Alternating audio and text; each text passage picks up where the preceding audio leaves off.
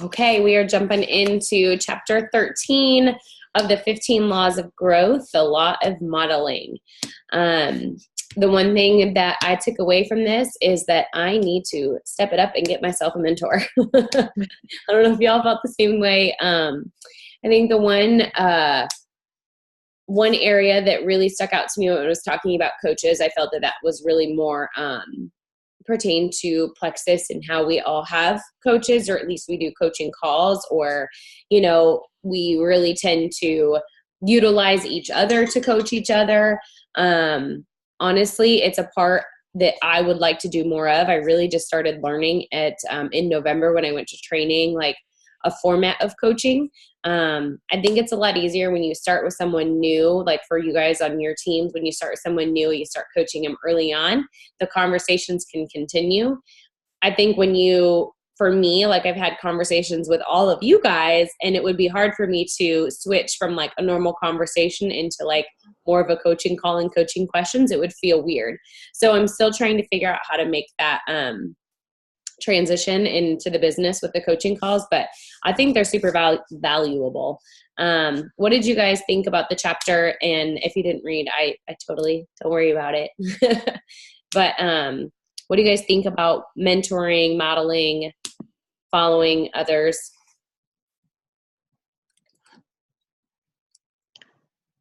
I can't find it right now, but the part I think where it talked about, I guess I was looking at it more as like me being a mentor for people on my team, and just how your actions, say so much. So it just makes you reflect on, I guess, like your actions, your IPAs, all of that, and what you're showing the rest of your team.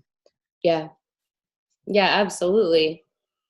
It says that, like in the very beginning, if I wanted to become the leader I desired to be and believe that God had created me to become, I needed to find models who were ahead of me to learn from. Why? Because it's hard to improve when you have no one to follow but yourself. And I like that. I mean, it's everybody's team is going to look different. Everybody's upline is going to look different. Who you're following is going to look different. And I'm not just talking about our team, but when you look across your sidelines and you look across, to power partners and people you have, we're all differently, how we're all placed. It just is very different. And based on our colors in this business, like I'm a super yellow, so it's very hard to be coached by, a blue or red and vice versa. So when you think about who we need to be following, you kind of need to figure out, okay, not what's your weakness, but where do you need to grow, and find someone who is really strong in that area to follow, right? Because that's how you'll grow in that area. And I've really been thinking about this, and I'm struggling. I'm not going to lie. Like, I don't even know where to go for a mentor, because I have so many excellent power partners. I have so much, so many others that I met like at Jewel training, and I'm on like a big Jewel thread with the ones from training, and I follow all of them. And I look up to all of them, as mentors, but they're also like sidelines, right? Like, or not sidelines, but kind of same level, same playing field. So I don't know. And I feel like it would be hard to ask a sapphire or a diamond to be like, hey, would you mentor me that aren't necessarily on our team? Because then that's a little weird. Like, they have their own work, But I also, like, I was thinking about that. I'm like, if someone came to me from a different team and asked me to mentor them, would I accept that? And like, the yellow in me was like, well, probably. Like, I would consider it at least, as long as like the actions were being met, like the meeting. But I don't know. I think and I feel like internally it would be the easiest, because you understand the business, maybe finding like a mentor that's also in network marketing, but in a different business. Like, I don't know. Carrie, I think you have a good one in your mom. My mom, I totally was thinking about her, because her situation, so she's been in Mary Kay, you guys, for like, I don't even know, 10, 12 years, something. However, her upline, or whatever they call in Mary Kay, they did not follow through with actions. I mean, there was no consistency. My mom didn't really learn much. She didn't do much with the business for like 6 years. And all of a sudden, when she started getting a little bit of interest in finally doing it, she actually she was mentored. She kind of went to a whole group, like basically like sidelines. Like she started traveling to Chicago to go to these meetings and learn from these women. And that's when her business started taking off, because she was learning, and it's amazing. And they kind of like adopted her into their, but you know, I mean, she does not, she still has a good relationship with the women that brought her into it, but they really don't do much with it. And she's just kind of gone, and now she has created her own team. But you know, that's where she just said she just needed that. She's needed a new group. She needed to see follow through and consistency, and you know, it was like the best thing for her. So yeah, it's interesting. I mean, I never understood how any of that worked until Plexus, really. So. Yeah, it is so interesting. And I mean, I find that people grow even without a mentor, believe it or not. I mean, I feel like, you know, I personally have grown a lot, you know, and I haven't sought out mentors yet. But just like he said on, hold on, let me find it. It was actually towards the end.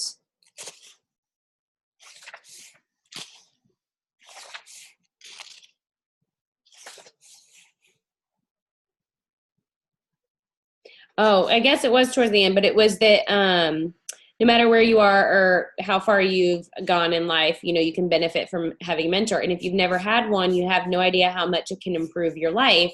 Just that concept of like knowing that I obviously still can grow.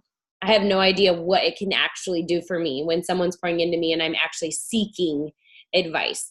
And if you have a mentor, then you already know you should start passing it on to become mentor of the others. But I don't know, mentor is just a different word for me. Like I feel like in Plexus, it's almost more of advice or a coach or I don't know what you guys would necessarily call them, but mentors to me feel like someone who's older, wiser, walked the steps. And how it was talking in this chapter, it's not necessarily someone who's already succeeded. It's someone who's just one or two steps above you, you know, and that's what got me thinking, oh, maybe I should be reaching out to a Sapphire and be like, okay, what'd you do from Emerald to Sapphire? You know, and I'm sure there's a lot of people that would be willing to do like a call or, and you know, something that way that isn't necessarily like, hey, will you mentor me one-on-one, but would you talk to me about it kind of thing. What else did you guys think just from the key points that he gave? Yeah, I was going to say that kind of hit home too a little bit, just because, you know, we do follow so many of the diamonds and this and that. And, you know, really, I mean, there is even a few girls like, you know, that Sarah Heck, you know, she just hit senior gold. Yeah. You know, like talking and getting advice from like people who are more in my where I am in this journey, because it's amazing to follow these diamonds and watch them and everything like that. But like me reaching out to them, we're not going to have, I don't know, not going to have that like immediate relationship kind of, because they're kind of in a whole nother world at this time. I'm sure they would help, not saying that, but you know, I think like they were saying, just kind of where you are to get to that next step, and then find another mentor or coach or whatever. But that kind of hit home with me just because I know, you know, following Emily and, you know, but just finding like some people, like you said, like you were talking about, like a Sapphire, like me finding somebody who's trying to hit senior gold, and how'd you get there? Tell me steps you took, and just kind of more relating on that level. I don't know. That sort of hit home. I mean, I even think like just to be helpful for people who even are going to watch this afterwards, and you guys too. Like, I mean, I can't stress Power Partners enough. That's all you hear me talk about. Like finding those groups and finding those people. And it starts with a thread, and then it's get on a Zoom and let's work together and let's hold each other accountable and let's talk often. I mean, there were like a couple weeks we didn't go talking, and we all started wishing each other, either it was Merry Christmas or a Happy New Year, one of them.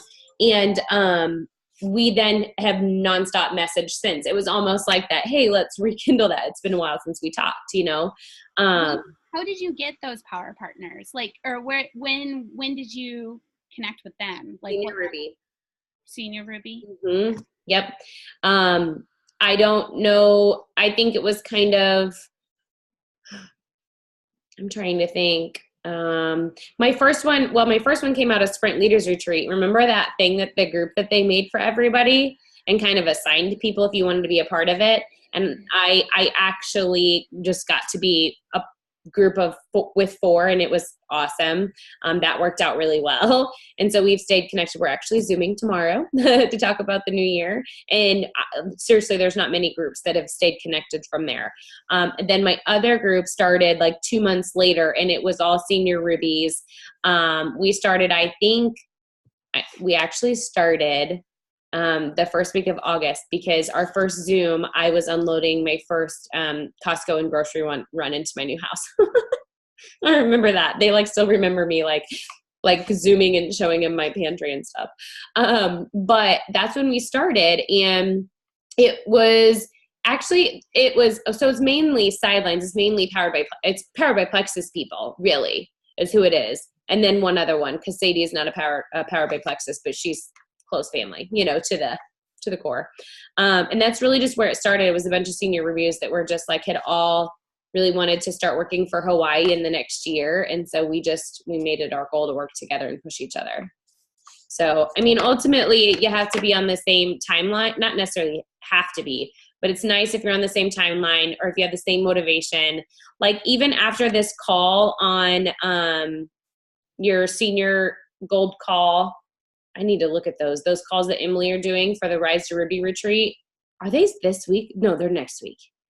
Okay, I just panicked for a second. I was like, holy moly, those are next week. I need to get those listed. But yeah, getting those on those calls and then finding people who are on them and just messaging them or saying, hey, are you in a Power Partners group? And some people are, and don't be offended if they're like, I'm sorry, I'm already in a group, because it's hard to manage one. And sometimes people need to say no because they're in too many groups. But it's a good place to start, you guys. Like, as all of us are thinking about mentors or like someone to follow, getting connected with people who are in the same shoes is also super helpful. So I definitely encourage that. And if you can't find them or you don't know anyone, you don't know where to go, like I will reach out to all my Power Partners too and say, hey, who do you got's running? Who's ready to go for this? Who's working for this? And see.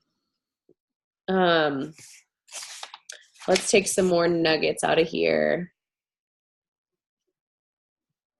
One thing that like kind of just made me swallow my pride a little bit is like teaching people what to do is easy and showing them is much more difficult. It's something I really struggle with, you guys. I don't know if it's like the previous I was going to be a teacher, in me, or the fact that I was a recruiter. Like I can talk and teach, I feel very well. But when someone was like, but how do you do it? The how to is very hard for me. I'm like, I don't know, just do it, or it works for me, or whatever. Like I don't have a good, like, lay it down. And so that's where when I did that first IPA challenge in December, I borrowed a lot of that stuff from the Jules page. But I thought every night, I swear it took me about an hour to make each one of those posts every night. And like really be strategic, the how people are actually going to be doing this message and the reach outs and like the why behind it, like, and that's what I want to do. And, Carrie, we need to really remember that when we're focusing on the new ambassador training is the how to do the stuff that we're talking about versus this is what you should do, how to do it, So when we're reviewing that, let's keep that in mind. Like, how are we doing this stuff? Like, and making it, and one thing we didn't talk about, I'm going to write down right now, is time commitment. How, like, when you go through a new ambassador training or you're, involved in a group or whatever, sometimes they get overwhelming and people think, well, this is the way it's always going to be. Holy cow, this is a lot. And that's not the way it needs to be. So sidetrack, but that had me thinking that. Let's see, proven experience, possesses wisdom. Any other nuggets you guys had?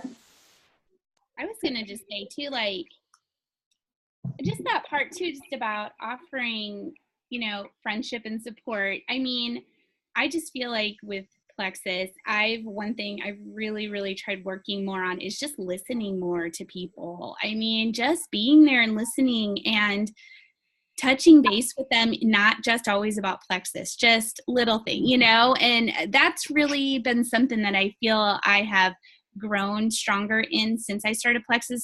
I mean, I wish I could go back and like do all my customers over again at the very beginning. I feel like I would be working with them a little bit different. I would be working with them somewhat differently than I do now in a sense, but yeah, just really, they just feel more comfortable. I had several customers today I had to call about customer service and some issues. And I just felt comfortable talking to those customers, even though it wasn't a good situation. Everybody just was so generous or gave me grace today with the whole situation. And I got off the phone like, okay, I feel better. But I have a relationship with these people. And I think that's why it went as smoothly as it did today. It could have been a lot worse, I feel like. Mm-hmm. So I don't know. I mean, that really has played a big part, I feel like, Mm-hmm. customers around and, Yeah, definitely. I always relate a lot of what I read to both teaching and CrossFit. Like there's just so many connections. And we recently learned that the CrossFit that I go to in Morton is closing. But we're going to be going to the guy that owns it is partners with the guy that owns one in Peoria. So everybody is going to be like moved over there. So it'll be fine. But it was just, what'd you say? How much farther is it to get there? For me, it's really not much further because I'm already doing like a 22-minute drive to get to Morton. So it's not too much worse for me. But it was just interesting having a conversation with the owner and coach at Morton today. And he does a really good job of adapting his coaching and his programming to the people that come to Morton, where the other coach didn't necessarily do that. And he was pointing out today that the attrition at the other gym is an average of 3 months. Like 3 months, people are like out of there on average. And at ours, it's like 11 months. Wow. And I mean, it just goes to show, I mean, he builds those relationships where the other coach was much more focused on just the coaching, sticking to the business, and not building those relationships with people. And like Tony said, he's like, when I go to Peoria and start coaching there now, he's like, my first job is going to be to talk to each person and ask them, what are your goals? Because not everybody there is to be a CrossFit Games athlete. Some people are there just to get a good workout. Mm-hmm. And, he's like, we need to fix this where people aren't, leaving after a few months. Yeah. And it just really made me start thinking about, with like my attrition, with like my customers and my wholesalers, like what do I need to do differently so that attrition is not happening and I'm not losing people, So yeah. I just thought it was really interesting. Totally. That is very interesting. It's so, I mean, it's like losing a leg, right? Like one leg working in your business and having attrition in another leg. It's like what's not being duplicated or what's not working. Yeah. Well, what was really interesting was like our CrossFit the space is so much smaller and our rent is like a third of what they're paying in Peoria. But Peoria only had 13 more members than we did. Like he thought it was so much more than that. So it's just interesting. Yeah. Will all your loyal customers be going over there or? Probably about 75% of them. That's good. Yeah. Awesome. To kind of piggyback off of like relationships, and you said that your coach like puts the effort in to like get to know you as a person and not just somebody who wants to work out, lose a little bit of weight, or be an athlete. I thought it's on page 218 if you have the book, but it's right before number 6. He says, if the person who offers to mentor you doesn't really support you and offer you friendship, then the relationship will always fall short of your expectations. Mm-hmm. Knowledge without support is sterile. Advice without friendship feels cold. Candor without care is harsh. However, when you are being helped by someone who cares for you, it is emotionally satisfying. Growth comes from both the head and the heart. Only supportive people are willing to share both with you. Yeah. That to me just kind of, it made me think about like, the women that I've met through this, and like I've totally felt that way with some people and totally felt the other way with some people, and it's like it does make you feel good when like at least the four of us, you know, we're all, I think, very supportive, and not just in Plexus, but in life too. And like, that definitely, I think it probably just goes to show, I mean, Emily said it a few times, like, our team is very unique in that sense. And it's nice, like, you know, the definition of a coach is somebody who carries you to where you want to be. And it's like, I feel like no matter, I mean, Tracy, you're an emerald and I'm still silver, but like, I still feel like you're on the same page with me if you need type of thing. And like, so that I liked that little snippet, and it just kind of reminds me like I should totally invest a little bit more, and you know, not where I want people to be, but where they, you know, meet them where they are. And it's all things that we've heard in various, you know, configurations, but to read it, it was kind of like, yeah. Yep. Right. Well, I totally, to piggyback off of that, and then just to go into the part where he talks about how the steps of how people feel about it. Hold on. It is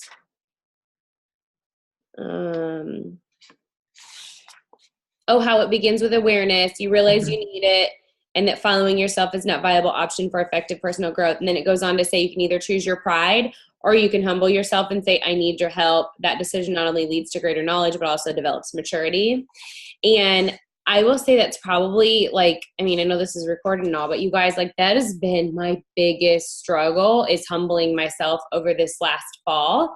Because to be honest with you, it is something to be very excited about, to go emerald. And then you get so excited and you are so happy, and then they wine you and dine you and send you to Hawaii, and you're like, I'm here. Like, this is amazing, you know? And then it's like, bam, you go to Orlando, and I won Disney, and then, you know, go to leadership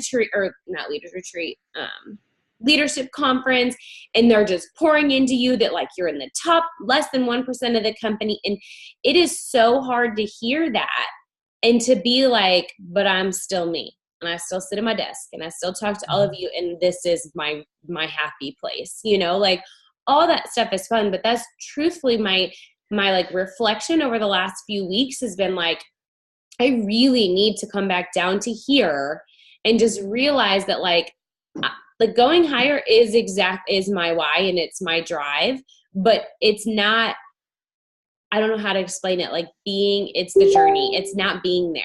Like, there is the like low of the high, right? Like, and that totally happened after all the trips ended, and it was just kind of like, oh man, this is hard. Like, I need to figure out how to grow from here. I need to figure out what to do now. Like, it's such a roller coaster. And I mean, I need that mentor right now. Like, I lost my coach. I don't know if you guys know, but my coach that I had all the way to like almost going emerald, he basically fell off the month I went emerald. I haven't had him since, but like, he helped me.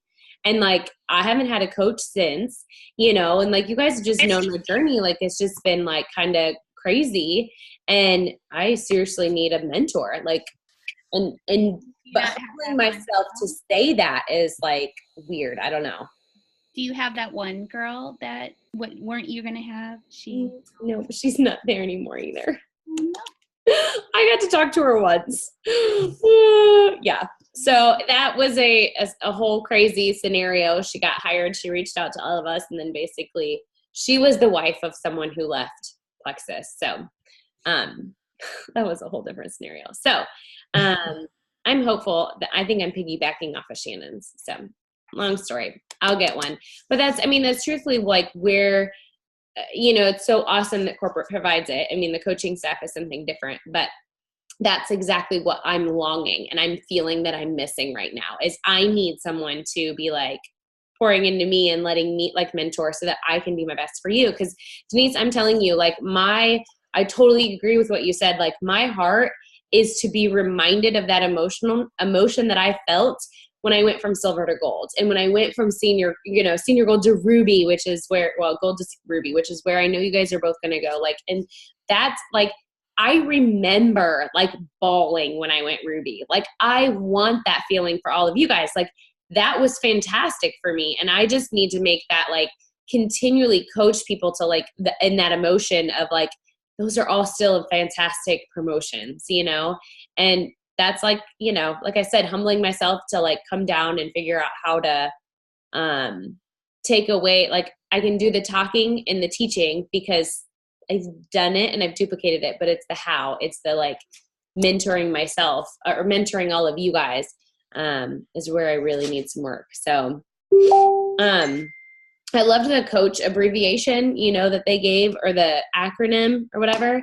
I think we need to like all put that up in our offices or wherever we are. Like, I just thought it was so great, and something to think about when you're talking to all your ambassadors, whether you are in a coaching call, but you know, like observe attitudes and behaviors and see how everyone's doing and how they're feeling, because they may say one thing, but they're doing something else. You know, I just think that like helping them improve their lives and their performance is like the overall, and sometimes it's just plexus. So, any last minute tidbits?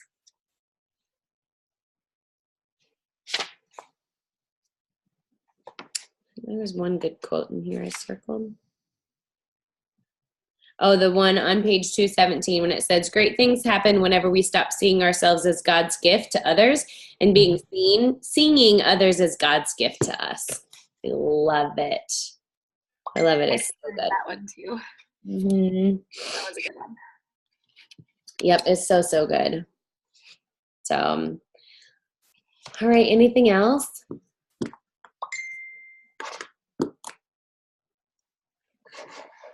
All right.